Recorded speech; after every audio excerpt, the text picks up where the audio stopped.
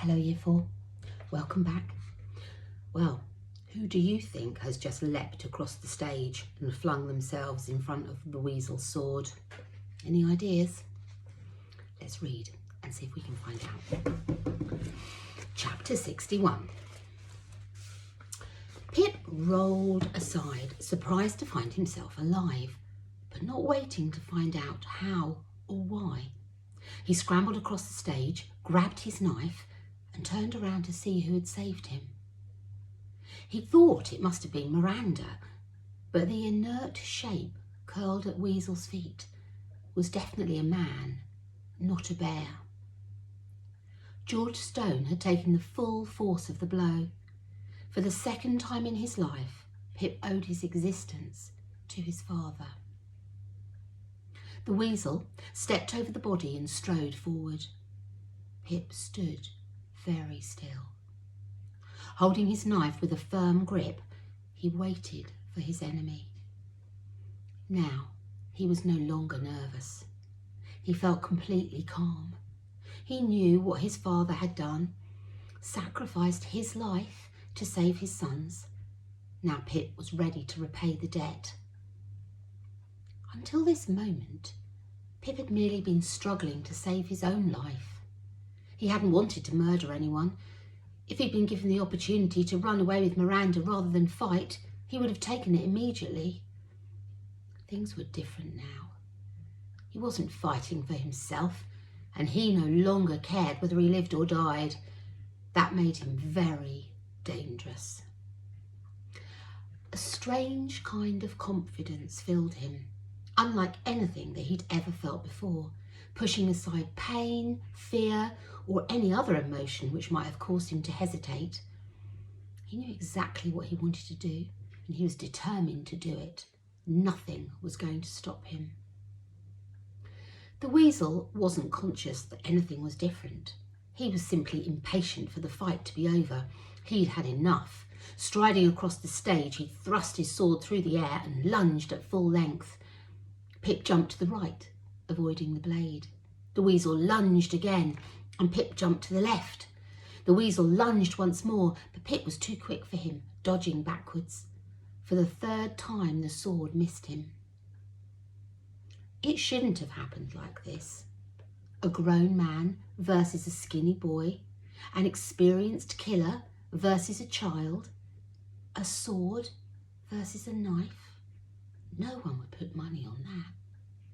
But this particular boy refused to be beaten. He dodged and ducked, jumped and ran, avoiding every swing of the sword, keeping himself just beyond the blade's reach. And now the boy darted forward, his arm outstretched, and drove his dagger into the weasel's left arm. "Ow!" cried the weasel. He whirled round, his sword raised, and stabbed at the place where the boy had just been standing. Somehow, the boy was already 6 paces away, waiting and watching, his dagger clutched in his fist. A few drops of blood dribbled from the blade's tip. The weasel swung his sword. Pip ducked and leapt to the side. The weasel swung again.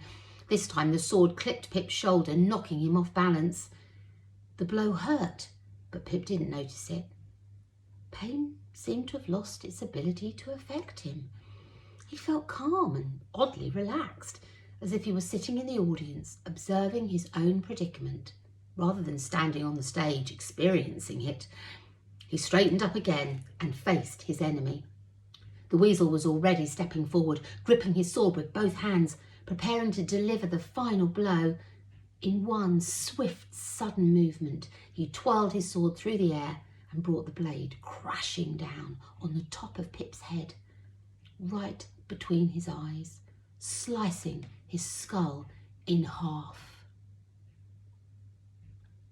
Or rather, he brought his sword down on the place where Pip's head had just been. By the time the sword got there, Pip had already swerved aside, letting the blade plunge past him and thump down onto the wooden stage. The force of the impact threw the weasel off balance, which allowed Pip to dart forward and drive his knife across the weasel's fist. "Oh!" cried the weasel, and the blade ripped his knuckles, carving through the skin of all 4 fingers. He couldn't keep hold of his sword. It fell from his hand and clanged onto the stage. Pip was the first to react. He sprang forward, transferring his dagger from his right hand to his left, and grabbed the sword. Now their positions were reversed.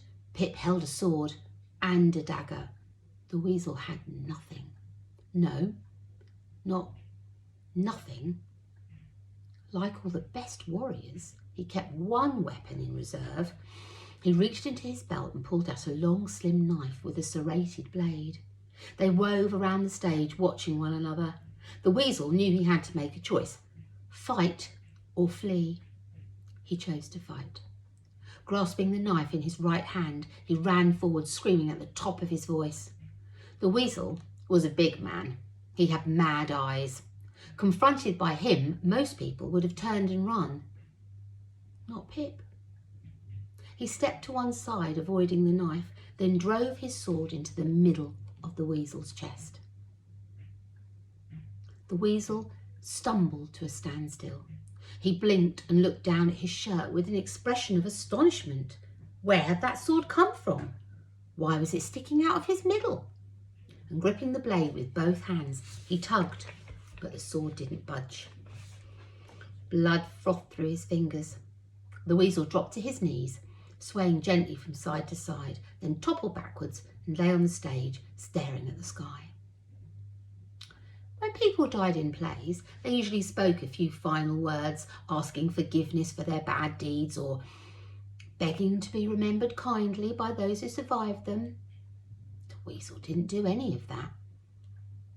He just shuddered and gurgled and gasped for breath. Pip stood very still, his hands by his sides. He knew he should feel guilty. He should go and help the weasel.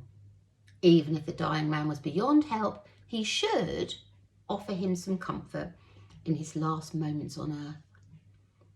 Love thy enemies. That was what Jesus said. And Jesus was right about most things. But I don't love my enemy, thought Pip. I hate him. And then Pip remembered his father. So the weasel's dead. Pip's killed him. But it's just dawned on him what's happened to his father.